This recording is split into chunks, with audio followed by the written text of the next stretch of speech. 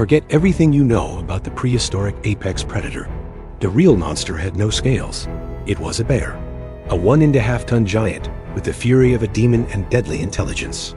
And in the next few seconds, I'm going to prove to you why the fear you feel from a dinosaur doesn't even come close to the psychological terror this creature was capable of inflicting. Think about it.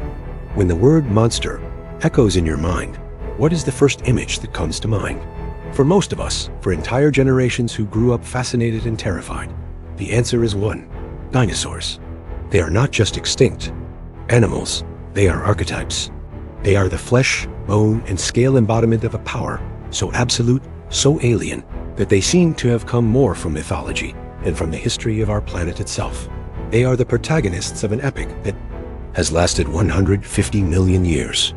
A time when the Earth was a stage of extremes, and they were the main actors in a drama about survival, power, and domination. The fear they inspire is multifaceted, a tapestry woven with different threads of terror.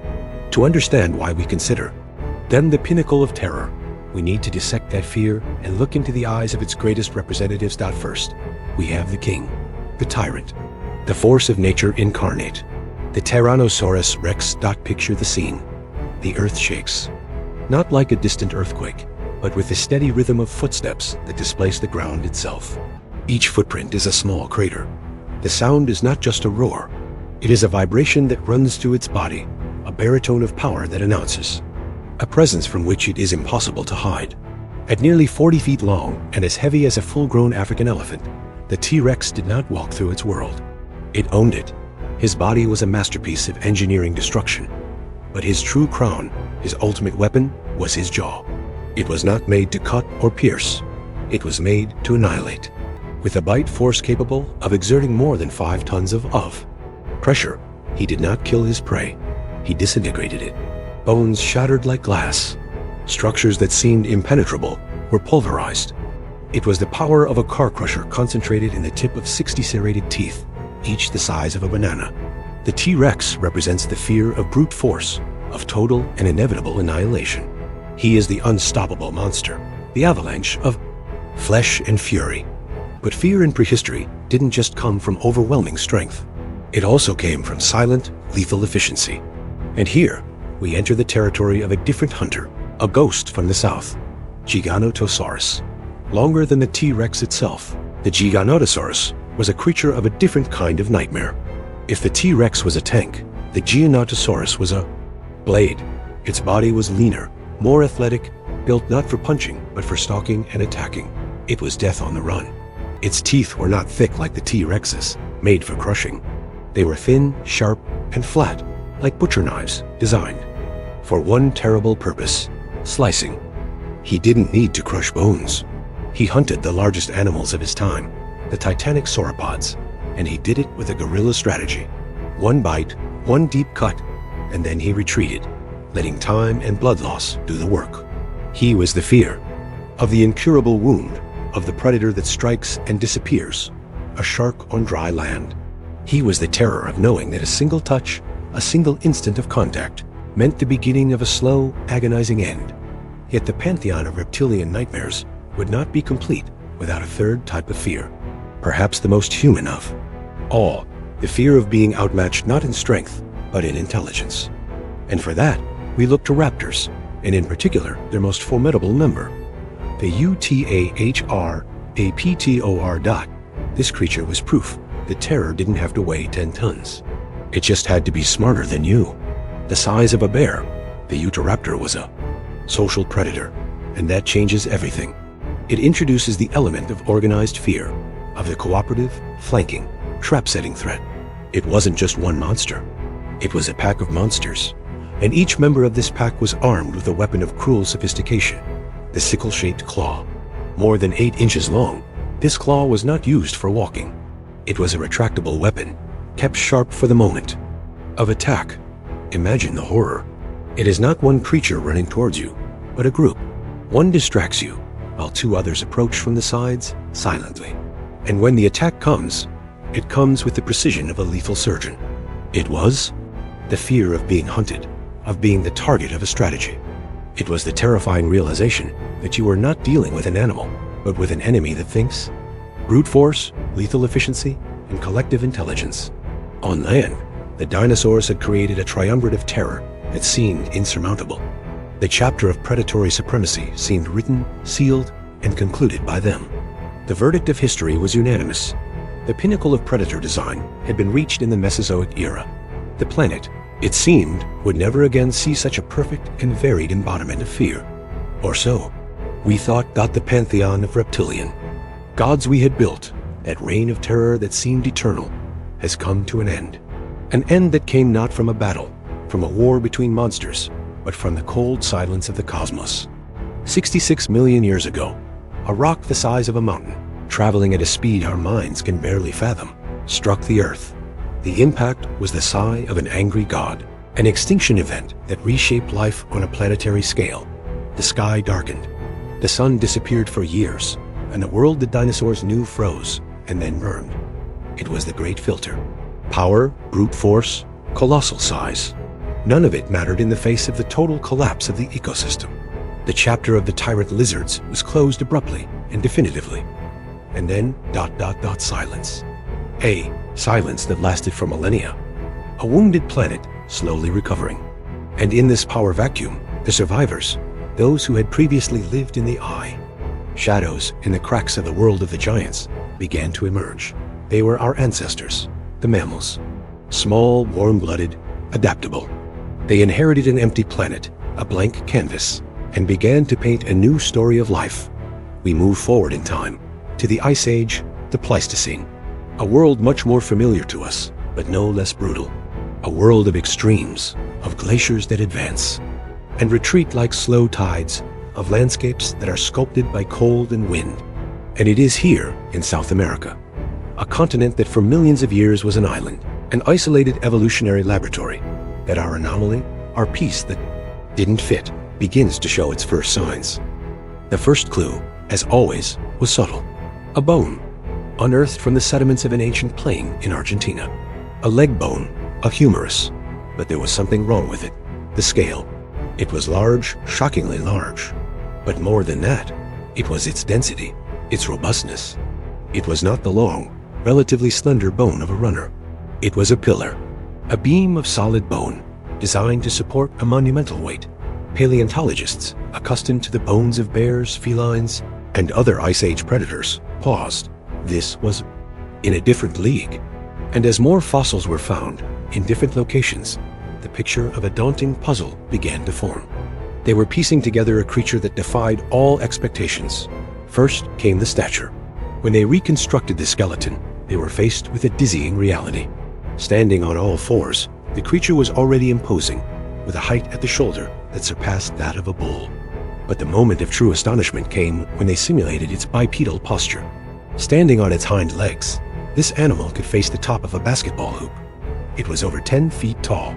Imagine a creature that, in order to enter a room, would have to stoop to fit through the door dot. Then came the weight, the mass, the sheer, undeniable physical presence. Based on the girth and density of the leg bones, weight estimates began to emerge, and they were staggering. Larger specimens, like Arctotherium angustidens, could easily top a ton, 1,000 kilos. And the wildest estimates suggested they could top 1,600 kilos, heavier than a compact car. It was a mountain of muscle, bone, and hair. But the heart of the mystery, the piece that turned bewilderment into a chill, was the skull. The skull is an animal's toolbox. It tells us what it ate, how it killed, how it perceived the world. And the Arctotherium skull was a walking contradiction. It was huge. Yes, but it was its architecture that told the story. The zygomatic arches, in other words. The cheekbones were wide and strong, providing anchor points for jaw muscles of immense power.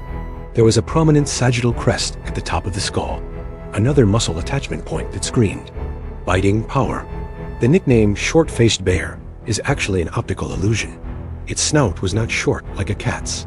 It was deep, incredibly tall and reinforced, designed to withstand and distribute immense torsional forces and stresses. It was the skull of an animal that not only bit, but grabbed, held, and fought back with prey that was most likely fighting back with desperate fury. And the teeth? They showed the typical wear and tear of an omnivore, someone who ate everything. Plants, carcasses, and fresh meat. The canines were short, thick daggers.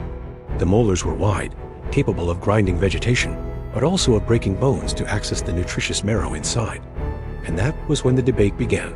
What was this creature anyway? A gentle giant, a herbivore that used its size only for intimidation? Unlikely, given the structure of its skull.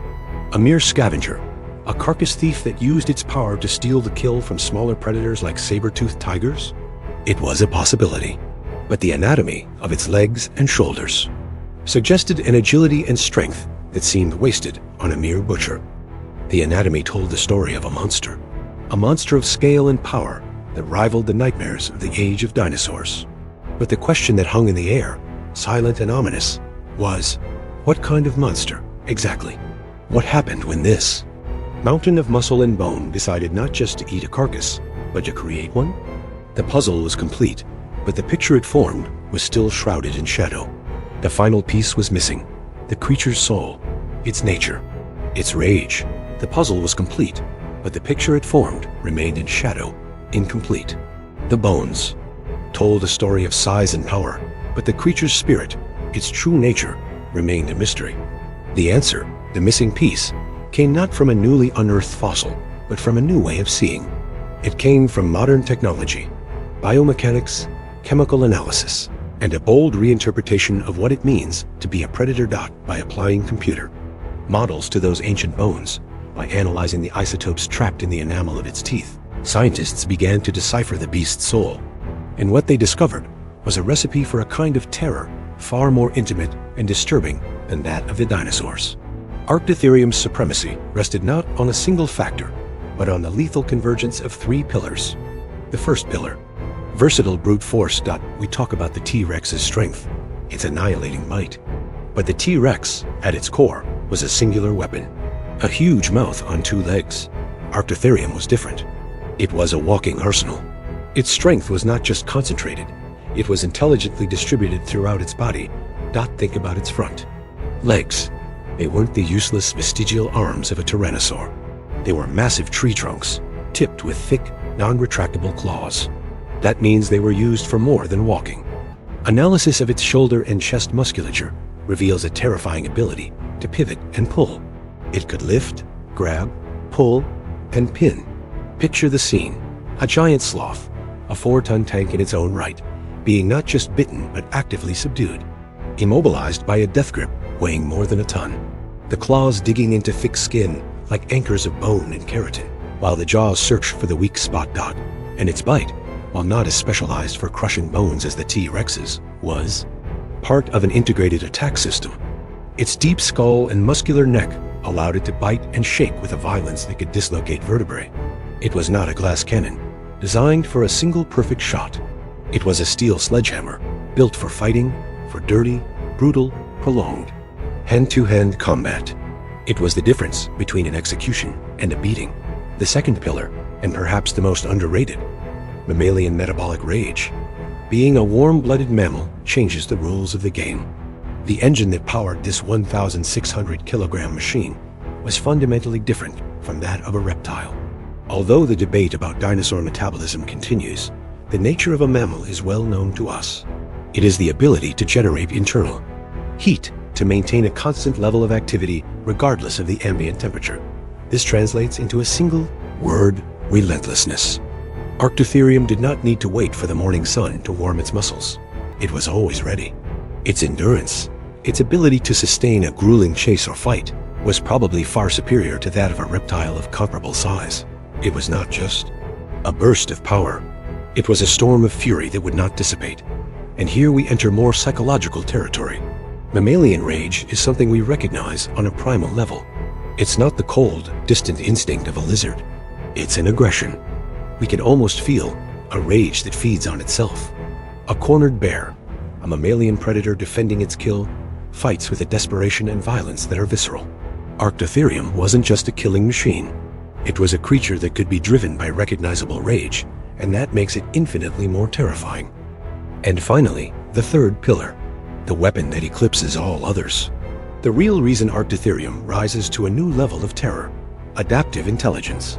The brain of a mammal, in general, is a much more complex tool than that of a reptile. Ratio of brain size to body size in Arctotherium suggests a significantly greater cognitive capacity than that of a T-Rex. But what does this mean in practice? It means the ability to learn. A dinosaur operates largely on genetic software, an instinct refined over millions of years. Arctotherium had this too, but on top of that, it had an operating system that could be updated with experience. A failed hunt was not just a mistake. It was data to be processed. A new tactic for defending its prey was not an insurmountable obstacle. It was a new problem to be solved. It means memory. He could remember the easiest hunting grounds, the migration routes of his prey, and previous encounters with rivals. This memory gave him an immense strategic advantage. He did not live only in the present. He carried the knowledge of the past with him to plan for the future. And that brings us to the final conclusion, to the essence of its terror. The fear of a dinosaur, however great, is the fear of a natural disaster. It is like being afraid of a hurricane, a volcano, a lightning bolt. It is a force of nature, impersonal, immense, and indifferent. It kills you because you are in its path. Fear of Arctotherium is fundamentally different. It is the fear of being hunted by a mind. It is the terror of being observed, assessed, and outmaneuvered by an intelligence. It does not kill you just because you are in its way. It kills you because it has decided that you are its prey. It is the abysmal difference between an accident and murder. It is knowing that the creature that is chasing you is not just following an instinct, but executing a plan. The real scientific breakthrough was the realization that Arctotherium's most deadly weapon was not its claws, nor its teeth, nor its weight. It was the software running on that biological hardware. It was the combination of the strength of an ancient monster and the cunning of a modern predator that created, on the frozen plains of South America, the most psychologically terrifying land predator our world has ever known. And so the throne of prehistoric fear, which we have long believed belonged to a lizard king, finds a new and unexpected challenger. The reign of the Tyrannosaurus Rex was one of visible power, of strength, that announces itself with tremors in the earth. It was monumental fear, the dread of the inevitable. Arctotherium's reign, on the other hand, was one of invisible terror, the terror that lurks behind the eyes, the intelligence, the fury, the ability to learn and adapt. It teaches us a fundamental lesson about the very nature of fear. The most terrifying monsters are not those that merely destroy the body, but those that invade the mind. Dinosaurs were the titans of a lost world, pagan gods of flesh and blood. Arctotherium was something different. It was a new kind of demon, one born of the cold of the Ice Age, forged not just with power, but with purpose. It is proof that in the long and brutal history of life, the sharpest weapon is not claw or tooth, but the mind that guides them. And that leaves us with a final question, one that resonates far beyond the fossilized bones. What truly haunts us? More, the shadow of a giant who has passed, or the reflection of a predatory mind that, in many ways, still lives on in the natural world, and perhaps even within us? Now the arena is yours. We want to see the debate heat up in the comments. On one side, the overwhelming strength and annihilating bite of the T-Rex. On the other, the strategic fury and brutal intelligence of the Arctotherium. Who will win this battle of the titans? Justify your choice. And if this journey into the heart of prehistoric fear touched you, if it made you see the monsters of the past with different eyes, then subscribe to the channel and activate notifications. Because our next expedition won't be on dry land. We'll dive deep into the watery hell of the Cretaceous.